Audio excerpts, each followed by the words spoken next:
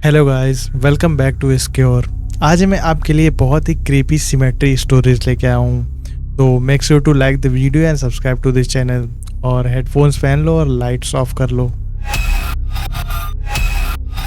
College के time जब मैं और मेरे फ्रेंड्स ड्रिंक करते थे तो हम यूजुअली लड़कियों और अपने रिलेशनशिप के बारे में बात किया करते थे। लेकिन उस पर्टिकुलर रात कन्वर्सेशन कुछ अलग ही डायरेक्शन में चली गई। हम डेथ और मॉर्टेलिटी जैसे टॉपिक्स पर काफी डीप बातें करने लगे। बकेट लिस्ट, लाइफ में क्या क्या अचीव करना है और आगे क्या करना है, ऐसी बहुत सी बातें डिस्कस हुई। लेकिन पता नहीं कैसे बात करते करते कन्वर्सेशन हॉरर स्टोरीज तक पहुंच गई। उस टाइम मेरे किसी भी फ्रेंड को मेरे बारे में ये नहीं पता था, लेकिन मैं पैरानॉर्मल चीजों को लेकर काफी फैसिनेटेड था। इसलिए इतना ड्रंक होने के बाद भी मैं उनकी बातें पूरी अटेंशन से सुन रहा था। थोड़ी देर बाद मेरे फ्रेंड टोनी की बारी आई और उसने बताना शुरू किया कि उसने अपने एक पुराने फ्रेंड के साथ एक मैसेज बोर्ड पर कुछ डिस्कवर किया था जिसे सिमेट्री गेम कहा जाता है। उसके फोन में उसकी एक इमेज भी सेव थी, लेकिन इमेज बहुत ही लो क्वालिटी थी। टोनी ने बताया कि अगर तुम सही रिचुअल फॉलो करो तो हम किसी भी स्पिरिट को समन कर सकते हैं। अनफॉर्चुनेटली मेरे बाकी फ्रेंड्स इतने ज्यादा नशे में थे कि किसी का भी इस बात पर प्रॉपरली ध्यान नहीं था। थोड़ी देर बाद सब लोग घर जाने का अरेंजमेंट करने लगे तो कन्वर्सेशन भी जल्दी खत्म हो गई। मैंने उस रात वहीं रुकने का प्लान बनाया था और सरप्राइज की बात ये थी कि टोनी ने भी वहीं रुकने का डिसाइड किया। जैसे जैसे रात और लेट होती गई बाकी के लोग एक एक करके सोने लगे। मैंने टोनी के साथ दोबारा कन्वर्सेशन स्टार्ट की। मैंने उससे पूछा कि क्या उसे लगता है कि ये गेम एक्चुअली रियल है। तब टोनी ने मुझे उसके बारे में पूरी डिटेल बताई। ये कहना कि मैंने इसे डिस्कवर किया था एक्चुअली सच नहीं होगा। मेरे फ्रेंड्स एलेक ने मुझे ऐसा मैसेज दिखाया था जो देखने में किसी स्पैम टेक्स्ट मैसेज जैसा लग रहा था। मुझे हॉनेस्टली नहीं पता था कि वो मैसेज ओरिजिनली आया कहाँ से था। मैंने एलेक से कहा कि वो मुझे फॉरवर्ड कर दे। जब मैंने देखा कि मैसेज किस जगह लिंक कर रहा था और उस लिंक के अंदर जो पोस्ट थी उसे देखने के बाद मैं जेन्युइनली थोड़ा डर गया था। मेरे फ्रेंड ने मुझे बताया था कि वो खुद रिचुअल परफॉर्म करने वाला है। उसके बाद से मैंने उसके बारे में कुछ नहीं सुना। वो मेरे टेक्स्ट का रिप्लाई नहीं करता और जितना मुझे पता है उसका कोई लिविंग रिलेटिव भी नहीं है। टोनी ने मुझे फिर से बताया कि उसे ग्रुप के सामने ये इन्फॉर्मेशन शेयर करने का रिग्रेट हो रहा था। लेकिन मैं उस वक्त इतना नशे में था कि मैंने उसे बार बार कन्विंस करना स्टार्ट कर दिया कि वो मुझे वो टेक्स्ट फॉरवर्ड कर दे। पहले तो वो काफी रेजिस्टेंट था, लेकिन काफी कन्विंस करने के बाद आखिर में उसने मुझे टेक्स्ट फॉरवर्ड कर दिया। उसने मुझसे प्रॉमिस लिया कि मैं उस टेक्स्ट को अगले दिन तक नहीं पढ़ूंगा। लेकिन जब वो सो गया तो मैं अपनी क्यूरियोसिटी कंट्रोल नहीं कर पाया। मैंने टेक्स्ट खोल लिया। उसमें लिखा था, if you wish to see the other side free of price, look no further. What is known as symmetry games offer a solution. Please refer to the link. मैंने लिंक पर क्लिक कर दिया। Link मुझे एक बहुत CD से message board पर ले गया और स्पेसिफिकली एक ऐसी पोस्ट पर ले गया जिसका टाइटल था द सिमेट्री गेम। टोनी जिस चीज के बारे में बता रहा था अब मैं खुद उसे देख रहा था। सब कुछ काफी अनसेटलिंग लग रहा था। रिचुअल में एक चौक से अजीब शेप्स ड्रॉ करनी थी, कैंडल्स यूज करनी थी और एक चैंट बोलना था। लेकिन सबसे अजीब चीज ये थी, रिचुअल के लिए एक ऐसी चीज भी चाहिए थी जो उसी दिन मरी हो और उसे ऑफरिंग के तौर पर यूज करना था। अगले दिन जब मैं पूरी तरह सोबर हो गया तो मैं घर की तरफ वॉक करके जा रहा था। मेरे दिमाग में वर्क और स्कूल की काफी चीजें चल रही थी, लेकिन ओवरऑल वॉक काफी नॉर्मल और अच्छी जा रही थी। फिर अचानक मैंने एक रैकून को डरा दिया। वो एक ट्रैश कैन के पीछे से बाहर निकला और सीधा रोड की तरफ भाग गया। मैं उसे देख ही रहा था कि एक ट्रक ने उसे हिट कर दिया। मैंने पूरा सीन अपनी आंखों के सामने देखा। मैं अपने अपार्टमेंट वापस गया और जो कुछ हुआ था उसके बारे में सोचने लगा। मुझे रात वाला रिचुअल याद आ गया और मैंने डिसाइड कर लिया कि मैं भी रिचुअल परफॉर्म करूंगा और ऑफरिंग के लिए उस रैकून की बॉडी यूज करूंगा। मुझे कॉन्फिडेंस था कि रोड किल कलेक्ट करने के लिए कोई मुझे रिपोर्ट नहीं करेगा, लेकिन फिर भी मैं नहीं चाहता था कि किसी का अननेसेसरी अटेंशन मेरी तरफ आए। मैंने रैकून की बॉडी को स्क्रैप करके एक बैग में डाल दिया। उस बैग को मैंने बैकयार्ड में रख दिया और फिर रिचुअल के लिए बाकी चीजें खरीदने लोकल स्टोर पर चला गया। उसके बाद मैंने वेट किया जब तक रात काफी लेट नहीं हो गई। जब अंधेरा और बढ़ गया तो मैंने डिसाइड किया कि मैं उस सेकेंड क्लोजेस्ट ग्रेवयार्ड में जाऊंगा जिसके बारे में मुझे पता था। मैंने सेकेंड क्लोजेस्ट ग्रेवयार्ड इसलिए चूज किया क्योंकि मुझे लगा कि वहां पकड़े जाने के चांसेस कम होंगे। वो ज्यादा सेक्लूडेड था। मैंने रैकून और रिचुअल की सारी चीजें अपने बैकपैक में डाली और ग्रेवयार्ड की तरफ निकल गया। जब मैं ग्रेवयार्ड के पास पहुंचा तो मुझे पता चला कि गेट लॉक था। मैंने बैग को गेट की दूसरी तरफ स्क्यूज करके अंदर पुश किया और खुद भी गेट को स्केल करके अंदर चला गया। उसके बाद मैं ग्रेवयार्ड के अंदर वॉक करने लगा।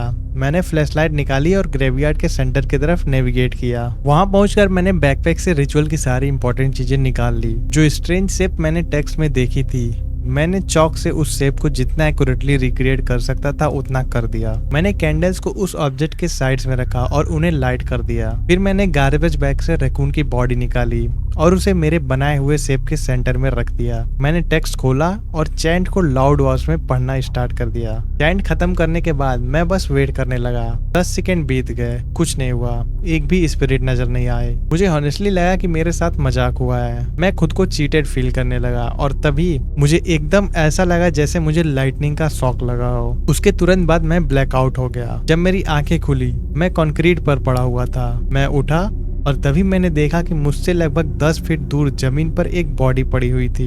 मैं उसके पास गया और जो मैंने देखा उस पर मुझे यकीन ही नहीं हुआ। वो बॉडी मेरी थी। मैं लिटरली खुद को देख रहा था। मेरे अंदर एक अनबिलीवेबल पैनिक स्टार्ट हो गया। मैं समझने की कोशिश कर रहा था कि ये हो क्या रहा है। फिर मैंने नोटिस किया मेरी बॉडी अभी भी ब्रीथ कर रही थी। कुछ टाइम तक मैं बस खड़ा हुआ उसे देख रहा। फिर मेरी बॉडी ने आंखें खोल दी। वो बैठ गई। मेरी बॉडी ने मुझे देखा और फिर वो खड़ी हुई वहां से वॉक करके जाने लगी। हे, वेयर आर यू गोइंग? मैंने चिल्लाकर उससे पूछा, या फिर जो भी मेरी बॉडी को कंट्रोल कर रहा था उससे पूछा, लेकिन उसने मेरी बात इग्नोर कर दी। मैंने अपनी आंखों के सामने खुद को गेट स्केल करते हुए देखा और फिर वो ग्रेवयार्ड से बाहर चला गया। उस वक्त जो शॉक और पैनिक में फील कर रहा था उसमें मैंने एक इम्पोर्टेंट चीज नोटिस ही नहीं की थी। मैंने अभी तक अपने नीचे खुद को देखा ही नहीं था। जब मैंने फाइनली नीचे देखा तब मुझे समझ आया कि कुछ बहुत गलत था। मेरा नया बॉडी पेल था और उसमें कोई प्रॉपर डिटेल ही नहीं थी। मैं अकेला नहीं था। ग्रेवयार्ड में डार्क शेप्स हर जगह मौजूद थे। स्ट्रीट लैम्प की लाइट जैसे म्यूट हो गई थी। लेकिन अजीब बात यह थी कि मैं डार्कनेस के अंदर भी रिलेटिवली अच्छे से देख पा रहा था। मैंने अपने नए बॉडी को फील करने की कोशिश की और तब मुझे एक और शॉक लगा। मेरे आर्म्स मेरे खुद के बॉडी के थ्रू पास हो रहे थे। मैं खुद को टच ही नहीं कर सकता था। मैं ग्रेवयार्ड की गेट की तरफ चलने लगा, लेकिन पूरे रास्ते मुझे ऐसा फील हो रहा था जैसे वहां मौजूद एंटिटीज मुझे नेस्टी लुक्स दे रही हैं। गेट के पास पहुंचकर मैं सोचने लगा कि अब इसके ऊपर कैसे जाऊंगा। फिर मैंने गेट को टच करने के लिए अपना हाथ आगे बढ़ाया। मेरा हाथ सीधा गेट के थ्रू चला गया। मैं गेट के थ्रू पास हो गया और फिर मैं रोड पर वॉक करने लगा। थोड़ी देर बाद मैं एक बार के पास से गुजरा। मुझे लगा शायद कोई मुझे देख लेगा, शायद कोई मेरी हेल्प कर सके। लेकिन प्रॉब्लम सिर्फ ये नहीं थी कि किसी ने मुझे नोटिस नहीं किया। प्रॉब्लम ये थी लोग लिटरली मेरे थ्रू वॉक कर रहे थे। ऐसा लग रहा था जैसे सोसाइटी मेरे बिना ही आगे बढ़ गई हो। मैं उस लाइफ का सिर्फ एक बिस्टैंडर बन गया था जो कभी मेरी अपनी लाइफ हुआ करती थी। आखिर में मुझे लगा कि मेरे पास सिर्फ एक ऑप्शन है। मुझे अपने अपार्टमेंट वापस जाना चाहिए और देखना चाहिए कि क्या मैं खुद को ट्रैक डाउन कर सकता हूँ। लेकिन जब मैं अपार्टमेंट पहुंचा तो जिस भी एंटिटी ने मेरी बॉडी को कंट्रोल किया हुआ था वो वहां नहीं थी। मैंने डिसाइड किया कि मैं सुबह होने तक अपार्टमेंट में ही वेट करूंगा। मुझे नहीं पता था कि मैं एग्जैक्टली किस चीज का होप कर रहा था। शायद मैं एक्सपेक्ट कर रहा था कि मेरी बॉडी वापस आ जाएगी, लेकिन जो चीज मैंने एक्सपेक्ट नहीं की थी वो थी सनलाइट का इफेक्ट। जैसे ही सनराइज हुआ मुझे बहुत वीक फील होने लगा। सनलाइट खुद ऐसी फील हो रही थी जैसे मेरे ऊपर 1 टन वेट रखा जा रहा हो, और जितना ही मैं डायरेक्ट सनलाइट के क्लोज जाता उतना ही मेरी बॉडी डिसअपियर होने लगता। अगले दिन रात होने तक मैं अपने ऑप्शंस के बारे में सोचता रहा। मुझे या तो अपनी बॉडी ढूंढना था या फिर किसी तरह खुद को अपने बॉडी में वापस लाना था। तब मुझे टोनी का फ्रेंड याद आया। वही एलेक था जिसने टोनी को ओरिजिनल टेक्स्ट भेजा था। मैंने डिसाइड किया कि मुझे उसे ट्रैक डाउन करना होगा, और उसे ट्रैक डाउन करने के लिए मुझे टोनी को फाइंड करना था। मुझे होप थी कि शायद टोनी का कभी एलेक से कांटेक्ट हुआ हो। जब रात हुई और मेरी स्ट्रेंथ वापस आई तो मैं टोनी को ढूंढने निकल गया। जैसे जैसे मैं स्ट्रीट पर वॉक करता गया मुझे रियलाइज हुआ कि मैं ऐसे लोगों के बीच से गुजर रहा हूँ जो अननोइंगली हर तरह की एंटिटीज के साथ रह रहे हैं। कुछ एंटिटीज तो ऐसी थी जिनके बारे में मैंने कभी इमेजिन भी नहीं किया था। अगर मैं जिंदा होता तो शायद उन्हें देखकर डर जाता, लेकिन जिस फॉर्म में मैं अब था मैं भी उन्हीं में से एक था। टोनी का अपार्टमेंट ढूंढना मेरी एक्सपेक्टेशन से ज्यादा डिफिकल्ट निकला। वो अपने पेरेंट्स के साथ रहता था। मैं रेयरली उसके घर जाता था, यूजुअली तभी जब मैं अपने फ्रेंड के साथ उसे पिक करने जाता। टोनी कुछ आवर्स के लिए अवेक था। मैं उसके अराउंड घर में घूमता रहा और मैं बस ये होप करता रहा कि शायद किसी पॉइंट पर वो मुझे देख लेगा, लेकिन ऑब्वियसली उसने मुझे कभी नहीं देखा। जब वो सो गया तो मैंने डिसाइड किया कि मैं स्ट्रीट्स पर वॉन्डर करूंगा। सनराइज से पहले मैं वापस आ जाता। मैं ये कुछ दिन तक करता रहा, फिर वो दिन वीक्स में बदल गए और जिस न्यू वर्ल्ड में मैं खुद को पा रहा था उसमें मैं बिल्कुल अकेला था। मुझे पता था कि शायद मेरी फैमिली मुझे कांटेक्ट करने की कोशिश कर रही होगी, मेरी जॉब ने प्रॉब्लली मुझे फायर कर दिया होगा और मेरा रेंट भी लेट हो रहा होगा। लेकिन सबसे बुरी बात यह थी कि मेरी बॉडी धीरे धीरे और ट्रांसपेरेंट होती जा रही थी, बिल्कुल मेरी होप्स की तरह। एक रात जब मैं स्ट्रीट पर वॉक कर रहा था मैंने एक न्यूज़पेपर देखा। उस पॉइंट तक मैं बहुत सारे न्यूज़पेपर देख चुका था, लेकिन ये न्यूज़पेपर डिफरेंट था। कुछ ऐसा था जिसने इमीडिएटली मेरा अटेंशन ग्रैब कर लिया। पहले मुझे समझ नहीं आया कि एग्जैक्टली क्या था। मैं न्यूज़पेपर के पास गया, फ्रंट पेज पर एक फेस था और साथ में एक नाम भी था। मैं और क्लोज गया। हेडलाइन में लिखा था Alec Binard was arrested Tuesday in connection with multiple hit and runs. नीचे ऑफिसर का स्टेटमेंट भी था। He was unable to remember even simple details of his life besides about the previous month. Alec को local jail में रखा गया था और सेंटेंस होने तक मॉनिटर आइसोलेशन में रखा जाना था। अगले रात मैंने जेल की तरफ जाना डिसाइड किया। एलेक को ढूंढना इजी नहीं था, लेकिन मेरे पास एक एडवांटेज था। मैं वॉल्स के थ्रू पास कर सकता था, इसलिए जेल के अंदर जाना रिलेटिवली इजी था। आखिर में मुझे एलेक अपनी सेल में सोता हुआ मिल गया। थोड़ी देर बाद वो रोल ओवर हुआ, उसकी आंखें खुली और जैसे ही उसने मुझे देखा उसकी आंखों में एकदम से रिकॉग्निशन आ गई, लेकिन उसने तुरंत दोबारा रोल ओवर कर लिया जैसे उसने मुझे देखा ही नहीं हो। वो कुछ आवर्स तक प्रिटेंड करता रहा कि वो सो रहा है। फिर फाइनली उसने दोबारा मेरी तरफ देखा और मुझसे बात की। उसने पूछा something tells me you want something, can I help you? मैंने कहा तुम मुझे देख सकते हो, ये तो बढ़िया है। फिर मैंने उससे पूछा क्या तुम मुझे बता सकते हो कि मैं अपनी बॉडी वापस कैसे पा सकता हूँ? उसने कहा अनफॉर्चुनेटली मैं तुम्हारी हेल्प नहीं कर सकता। फिर वो रुक गया। अनलेस। मैंने तुरंत पूछा क्या मैं कुछ भी करूंगा? वो पूरी तरह से उठकर बैठ गया। फिर उसने कहा एनीथिंग यू से। रिचुअल सिर्फ एक लिविंग पार्टिसिपेंट के साथ परफॉर्म किया जा सकता है, मुझे पता है कि इसे कैसे परफॉर्म करना है। फिर उसने मेरी तरफ देखा, लेकिन मुझे तुम्हें एक और स्पिरिट मेरे पास लानी होगी। मैं कुछ बोल पाता उससे पहले उसने कंटिन्यू किया, मुझे उस बॉडी का लास्ट होस्ट चाहिए जिसमें मैं अभी रिसाइड कर रहा हूँ। उन लोगों को लगता है कि मैं एक मर्डरस नट हूँ और वो मुझे तब तक लॉक करके रखना चाहते हैं जब तक मैं दोबारा डिकम्पोज नहीं होने लगूं। मैं ऐसा नहीं कर सकता। मुझे लगता था मुझे ये वर्ल्ड पसंद था, लेकिन अब मैं इसे बहुत दूर हो चुका हूँ। जो स्पिरिट एलेक की बॉडी को कंट्रोल कर रही थी उसने मुझे बताया कि मैं उस लास्ट होस्ट को कहाँ ढूंढ सकता हूँ। अपेरेंटली एलेक के अपने बॉडी लूज करने के बाद उन दोनों की बात हुई थी। मैं वहां से जाने लगा तो उसने मुझे एक लास्ट वार्निंग दी। मैं देख सकता हूँ कि तुम ऑलरेडी फेड हो रहे हो, इसका मतलब कि तुम्हारी एनर्जी खत्म हो रही है। अभी तुम्हारे पास थोड़ा टाइम है, लेकिन अगर तुम्हें बहुत लेट कर दिया तो तुम कभी अपनी बॉडी में वापस नहीं जा पाओगे, तो जल्दी करो। मैंने एलेक को सिटी के एक कोर्टयार्ड में ढूंढ लिया। वो पहले से भी ज्यादा फेडेड था और वो दूसरी स्पिरिट्स के साथ टाइम स्पेंड कर रहा था। ये काफी स्ट्रेंज था। मैं उन स्पिरिट्स का फेस क्लियरली नहीं देख पा रहा था। ऑब्वियसली एलेक मुझे नहीं जानता था। जब मैं उसे एक्सप्लेन करने की कोशिश की मेरे साथ क्या हुआ है, तो उसमें मेरी हेल्प करने की कोई इंटरेस्ट नहीं थी। पहले मुझे रियलाइजेशन का पूरा इम्पैक्ट नहीं हुआ, लेकिन धीरे धीरे एक थॉट मेरे दिमाग में आया, क्या हो अगर मैं हमेशा के लिए ऐसा ही रह गया। ये थॉट मेरे ऊपर हैवी होने लगा और मैं जमीन पर गिर गया। अगर मैं रो सकता तो शायद मैं किसी छोटे बच्चे की तरह जोर जोर से रो रहा होता। एलेक मेरे पास आया और मुझे कंफर्ट करने लगा। फिर उसने कहा कि वो मेरी हेल्प करेगा, लेकिन एक कंडीशन के साथ। मुझे पहले अपना बॉडी ढूंढना होगा। मुझे इंस्टेंटली रिग्रेट फील हुआ। मैंने एलेक को कन्फेस कर लिया कि मैंने एक डील की है जिसके थ्रू मैं उसे उसके बॉडी में वापस ले जाऊंगा। एलेक को ये सुनकर बुरा लगा, लेकिन फिर उसने मुझे कहा कि हम इससे भी बेटर कुछ कर सकते हैं। उसने रिचुअल के बारे में रिसर्च की थी। उसे ये भी पता था कि अगर वो चाहता तो अपनी बॉडी में वापस कैसे जा सकता था। हम दोनों को मेरी बॉडी ढूंढना था और फिर हमें जेल तक टाइम पर पहुंचना था। हमारे पास कोई प्रॉपर लीड नहीं थी, हम सिर्फ रात में ट्रैवल कर सकते थे। लेकिन हमने स्टार्ट वहीं ग्रेवयार्ड से किया जहां मैंने अपनी बॉडी लूज किया था। एलेक और मैं ग्रेवयार्ड में रहने वाले एंटिटी से एक एक करके पूछने लगे कि क्या किसी को मेरी बॉडी के बारे में कुछ पता है। आखिर एक स्पिरिट ने मुझे रिकॉग्नाइज कर लिया। उसने हमें बताया कि जो स्पिरिट मेरी बॉडी को कंट्रोल कर रही थी वो दोबारा फिशिंग पर जाना चाहती थी। प्रॉब्लम ये थी कि फिशिंग के लिए बहुत सारी पॉसिबल लोकेशंस थी। हमने हर रात एक नई लोकेशन ट्राई करना स्टार्ट कर दी। लगभग एक हफ्ते तक हम ऐसा करते रहे। मैं फिर से होप लूज करने लगा था, लेकिन एले के पास एक लास्ट लोकेशन थी। हम वहां गए और मुझे इमीडिएटली समझ आ गया कि मेरी कंडीशन कितनी खराब हो चुकी थी। मैं बहुत वीक और ट्रांसपेरेंट हो गया था। लेक के पास स्टिक से बना हुआ एक मैनमेड शेल्टर था और वहीं हमें मेरी बॉडी मिल गई। लेकिन जो स्पिरिट मेरी बॉडी के अंदर थी वो वहां से मूव करने को रेडी नहीं थी। उसने हमारे प्लान्स के साथ जाने से सीधा रिफ्यूज कर दिया। एक के बाद एक रात गुजरने लगी। एलेक और मैं लेक के पास बैठे रहते और मैं देखता रहता कि मेरी बॉडी फिशिंग कर रही है। धीरे धीरे ऑब्वियस होने लगा कि अगर ये ऐसा ही चलता रहा तो हमारे पास वहां से चले जाने के अलावा कोई ऑप्शन नहीं होगा। तब एलेक ने डिसाइड किया कि वो अकेला उस स्पिरिट के पास जाएगा। मुझे लगा ये पॉइंटलेस होगा, आखिर हम उसे घंटों से एनॉय कर रहे थे। लेकिन इस बार कुछ अलग हुआ। जितनी बार हमने पहले मेरी बॉडी को कंट्रोल करने वाली स्पिरिट से इंटरेक्ट करने की कोशिश की थी, उसने कभी प्रॉपरली रिएक्ट नहीं किया था। लेकिन जब एलेक उसके पास गया तो उसने एक्चुअली एलेक की बात सुननी स्टार्ट कर दी। फिर एक ऐसी चीज हुई जिसके बारे में मैं आज तक सोचता हूँ। उस स्पिरिट ने अपना फिशिंग रॉड नीचे रख दिया। एलेक उसके पास बैठ गया और दोनों बात करने लगे।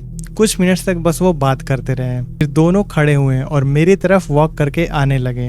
हमारा प्लान फाइनली मूव कर रहा था, बिल्कुल वैसे ही जैसे एलेक ने पहले इंटेंड किया था। लेकिन अभी भी सब कुछ खत्म नहीं हुआ था। हम जेल तक पहुंच गए। हमारे पास सनलाइट आने में बस थोड़ा सा टाइम था, सिर्फ 1 घंटे से थोड़ा ज्यादा। हम जेल के अंदर चले गए। मेरी बॉडी जेल के बाहर थी, एलेक की बॉडी वाले सेल से ज्यादा दूर नहीं। सेल तक पहुंचने से जस्ट पहले मैंने एलेक को रोक लिया। मैंने उससे 2 क्वेश्चन पूछे। तुम जिंदा क्यों नहीं रहना चाहते और तुमने मेरी बॉडी से क्या कहा? एलेक रुक गया। फिर उसने ऑनेस्टली मुझे आंसर दिया। टू बी ऑनेस्ट, मैं जिंदा होकर डेड होने से ज्यादा मिसरेबल था। अब मैं अपनी फैमिली के साथ हो सकता हूँ। सेम चीज उन स्पिरिट्स के लिए भी है जो हमारी बॉडीज को कंट्रोल कर रहे हैं। लेकिन तुम्हारे लिए ये डिफरेंट है। तुम्हारे पास एक लाइफ है जो तुम्हें अभी जीनी है। तुम अभी इस तरह एग्जिस्ट करने के लिए रेडी नहीं हो। अब चलो। लेकिन एलेक ने मुझे एक इम्पोर्टेंट बात नहीं बताई थी। उसने सब कुछ परफेक्टली टाइम किया था, ऐसे टाइम पर कि वो अब बॉडी ट्रांसफर ही नहीं कर सके। जब हम सेल के पास गए तो क्लियरली दिख रहा था कि एलेक को पता ही नहीं था कि आज कौन सा दिन है। फिर भी उसने रिचुअल कंटिन्यू किया।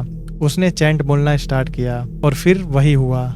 एक बार फिर मुझे ऐसा लगा जैसे लाइटनिंग का शॉक लगा हो। मैं ब्लैकआउट हो गया और जब मेरी आंखें खुली मैं जेल के बाहर था। मैं अपनी लाइफ में वापस आ गया था। लेकिन प्रॉब्लम्स अभी खत्म नहीं हुई थी। मेरे मिसिंग होने की रिपोर्ट ऑलरेडी फाइल हो चुकी थी। मुझे एक स्टोरी क्रिएट करनी पड़ी कि मैं जानबूझकर गायब हुआ था।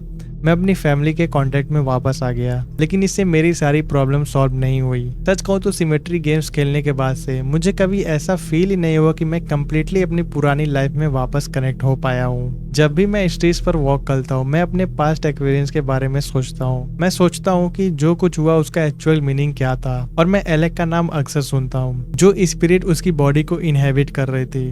उसके बारे में लोकल मीडिया में अक्सर मेंशन होता रहता था।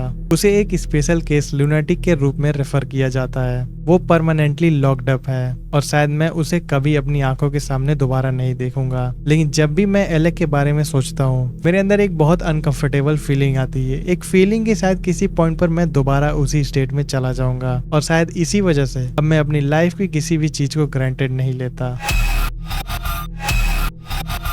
पता नहीं क्यों, लेकिन मैं ये कभी समझ ही नहीं पाई कि मुझे सिमेट्री की तरफ इतना अट्रैक्शन क्यों है। वैसे पैरानॉर्मल चीजों की तरफ मेरा हमेशा से ही काफी इंटरेस्ट रहा है, लेकिन ऑनेस्टली मैं कभी पैरानॉर्मल चीजों पर बिलीव नहीं करती थी अब तक। मुझे स्पूकी स्टोरीज पढ़ना और हॉरर मूवीज देखना बहुत पसंद है। घोस्ट और डीमंस के बारे में जो भी चीज मेरे हाथ लगती है मैं पढ़ लेती हूँ। लेकिन एक चीज जो मैं हमेशा अवॉइड करती थी वो थी रात के टाइम सिमेट्री जाना। जिस टाउन में मैं बड़ी हुई हूँ वहाँ साउदर्न स्टेट्स की सबसे हॉन्टेड सिमेट्रीज में से एक है। मेरे जितने भी डेड रिलेटिव्स हैं उनमें से ऑलमोस्ट सब वहीं बरीड हैं। ऑफ कोर्स मैं दिन में वहां जा चुकी हूँ, फ्यूनरल्स के लिए भी गई हूँ और जब मेरी फैमिली वहां विजिट करने जाती है तब भी गई हूँ। लेकिन थोड़े टाइम पहले नवंबर 23 को मैंने फाइनली डिसाइड किया कि मैं रात में अकेली सिमेट्री जाऊंगी। अभी मेरे घर में एग्जैक्टली क्या हो रहा है मुझे नहीं पता, लेकिन एक बात मुझे पता है, जो कुछ भी हो रहा है उसे लॉजिक या साइंस से एक्सप्लेन नहीं किया जा सकता। मैंने अपने घर में हो रही हर पॉसिबल चीजों को इन्वेस्टिगेट कर लिया है और अब सिर्फ एक ही एक्सप्लेनेशन समझ आ रही। उस रात सिमेट्री से कुछ मेरे साथ घर आ गया था। मैं अपने घर में अकेली रहने से डर रही हूँ और मुझे हेल्प चाहिए। पहले थोड़ा बैक स्टोरी बता देती हूँ। मैं इस घर में पिछले 5 साल से रह रही हूँ और इन पूरे 5 सालों में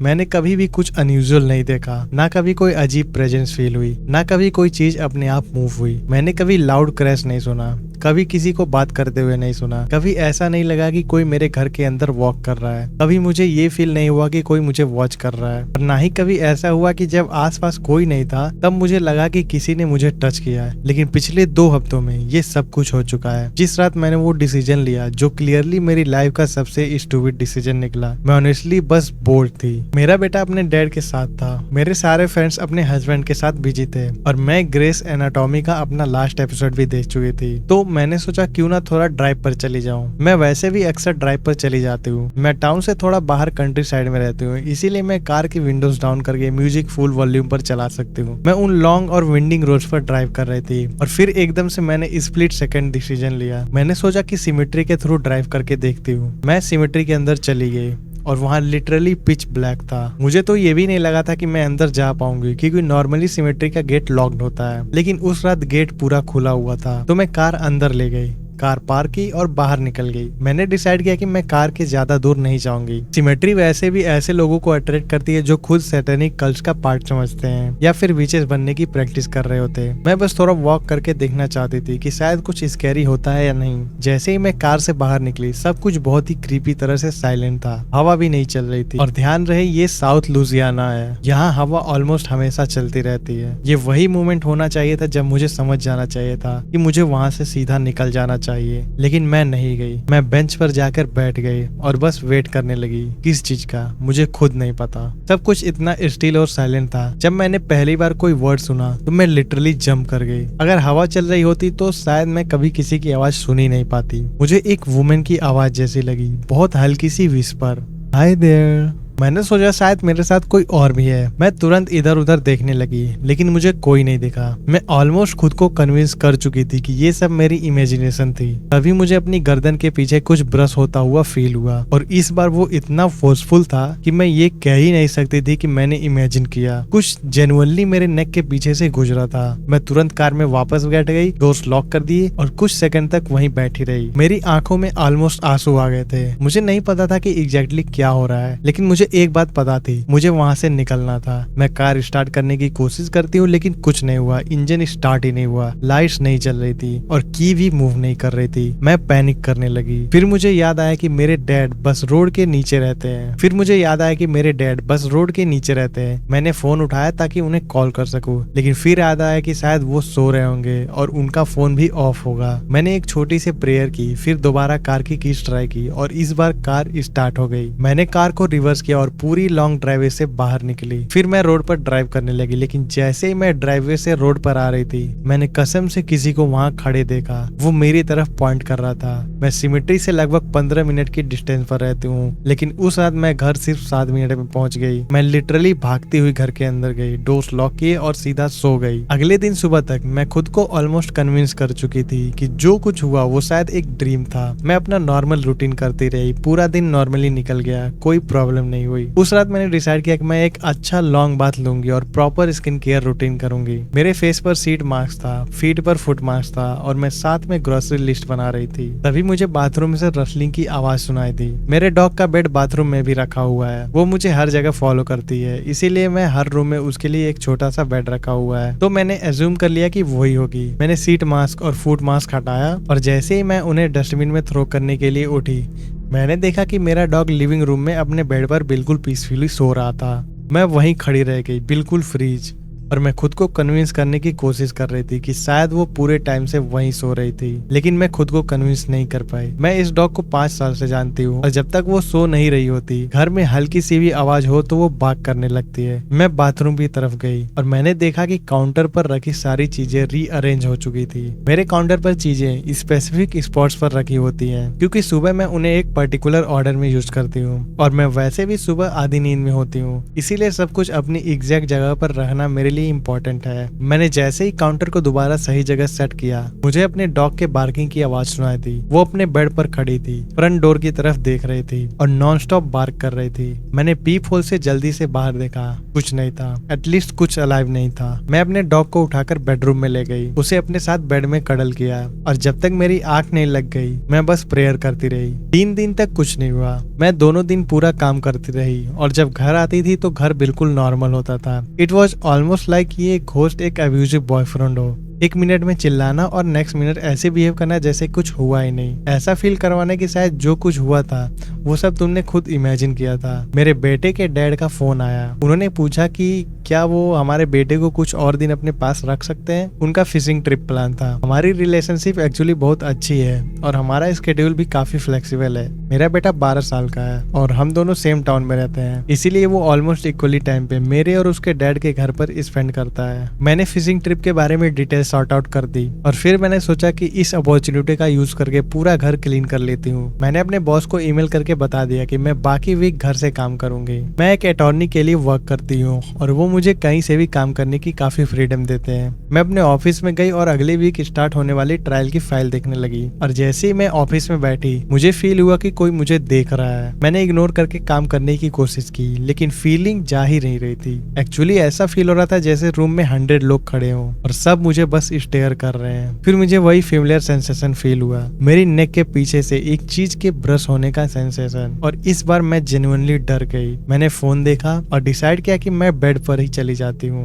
ऑब्वियसली मैं स्लीप ड्राइव थी और शायद इसी वजह से मुझे ये सब क्रेजी चीजें फील हो रही थी। जैसे ही मैं बेड पर प्रॉपर्ली सेटल हुई मुझे वॉइसेस सुनाई देने लगी। ऐसा लग रहा था जैसे दो लोग बहुत दूर से बैठकर बात कर रहे हैं, लेकिन साथ ही ऐसा लग रहा था जैसे वो मेरे बेड के बिल्कुल फुट पर खड़े हैं। उनकी बातचीत कम से कम 20 मिनट्स तक चलती रही। मैं ऑलमोस्ट रो देने वाली थी और फिर सडनली सब कुछ बंद हो गया। बिल्कुल एकदम से ऐसा लगा जैसे मेरे और मेरे डॉग के अलावा रूम में जो भी था वो किसी वॉइड के अंदर सक हो गया हो। मैं 1 घंटे से भी ज्यादा बेड पर लेटी रही, बस वेट करती रही कि शायद कुछ और होगा, लेकिन कुछ नहीं हुआ। आखिर में मैं सो गई। मैं शायद बहुत डीपली सो रही थी क्योंकि जब मुझे लिविंग रूम से एक लाउड क्रैश की आवाज सुनाई दी तो मुझे कुछ सेकंड तक बेड पर ही पड़े रहना पड़ा ताकि मैं कंफर्म कर सकूं कि मैंने सच में कुछ सुना है। मैं उठकर आवाज की डायरेक्शन में गई और सरप्राइजिंगली आवाज बाथरूम से आ रही थी। काउंटर पर रखी मेरी सारी चीजें फ्लोर पर पड़ी थी। ट्रैश कैन भी फ्लोर पर गिरा हुआ था। नॉर्मली मैं ट्रैश कैन को एलिवेटेड रखती हूँ ताकि मेरा डॉग उसमें से कुछ नया निकाल सके, और शावर कर्टेन भी बाथरूम के दूसरे साइड फ्लोर पर पड़ा था। मैं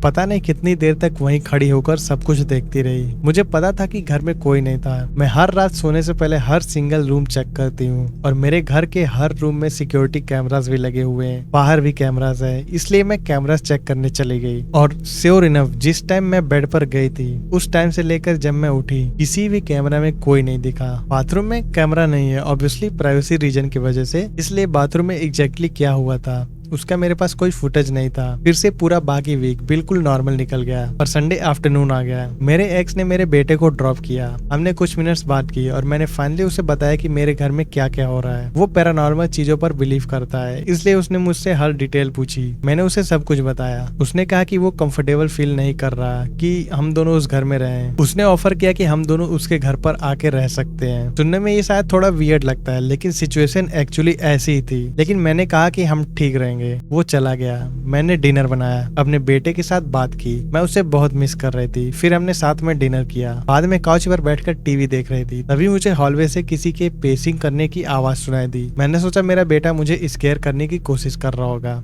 उसका फेवरेट हॉबी ही मुझे डराना था, तो मैंने इग्नोर कर दिया। ऐसा प्रिटेंड किया जैसे मुझे कुछ सुनाई नहीं दे रहा, लेकिन वो आवाज लगभग 10 मिनट तक कंटिन्यू होती रही और तब मैं एकदम फ्रीज हो गई क्योंकि मुझे रियलाइजेशन हुआ मैंने कभी भी अपने बेटे को पहले से वॉक करते हुए नहीं सुना था जब वो मुझे स्केयर करने आता था। मैंने हॉलवे की तरफ देखा और मुझे उसका क्लोज बेडरूम डोर दिखाई दिया। मैं डोर के पास गई, नॉक किया और फिर डोर ओपन किया। वो अंदर वीडियो गेम खेल रहा था, बिल्कुल उसी पोजीशन में जहां मैंने उसे 1 घंटे पहले देखा था। मैंने उससे पूछा कि क्या उसने कोई आवाज सुनी। ऑब्वियसली उसने कहा नहीं। मैंने अपने एक्स को टेक्स्ट करके बता दिया कि अभी क्या हुआ। उसने फिर पूछा क्या मैं उसके घर स्टे करने आना चाहती हूँ, और मैंने फिर मना कर दिया। मुझे खुद नहीं पता था कि इतनी ब्रेव कब से बन गई थी। मैंने डिसाइड किया कि मैं अपने बेड पर चली जाऊंगी। उस रात और कुछ नहीं हुआ। अगले दिन मैं एक बिल्कुल नॉर्मल हाउस में उठी। मैं और मेरा बेटा रेडी हुए। मैंने उसे एक फ्रेंड के घर ड्रॉप किया। वो उनके घर से स्कूल बस लेता है क्योंकि हम टाउन से थोड़ा बाहर रहते हैं, इसलिए मुझे सुबह जल्दी निकलना पड़ता है। उसके बाद मैं लॉ फर्म पहुंची। पूरा दिन काम किया और ऑलमोस्ट अपने नए गेस्ट को भूल ही गई।